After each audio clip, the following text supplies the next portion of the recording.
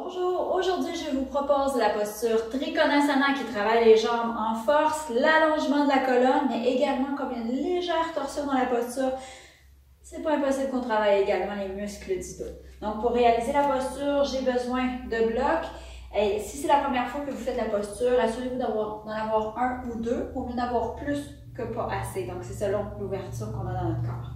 Je vais venir installer mes talons à l'avant de mon accessoire sur la ligne extérieure de mon tapis. Je vais ancrer la jambe gauche et faire un très grand pas avec la jambe droite. Et là, j'utilise la ligne extérieure de mon tapis pour m'assurer d'avoir les talons bien alignés. Vous pouvez allonger les bras et vérifier l'écart.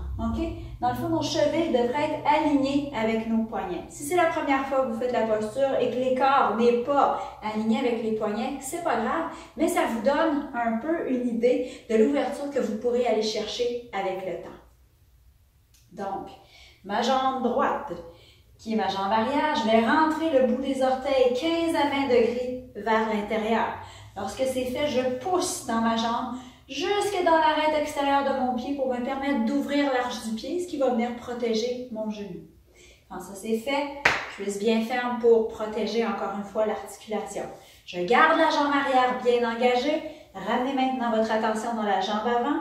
Rotation du pied en deux temps. Je rentre le talon et je sors le bout des orteils vers l'extérieur. Toujours en conservant la jambe arrière bien engagée. Poussez dans la jambe avant, soulevez les orteils. Poussez et n'écrasez que le gros orteil dans le sol. Ça va vous permettre de concentrer le poids de la jambe dans la base du gros orteil. Quand c'est fait, cuisse bien ferme, encore une fois, pour protéger l'articulation. Je nivelle les os des hanches qui soient parallèles au sol. En conservant les jambes fortes, inspirez, allongez la colonne vertébrale. Et à l'expiration, faites glisser les épaules vers l'avant et passez le bassin par-dessus l'os du fémur.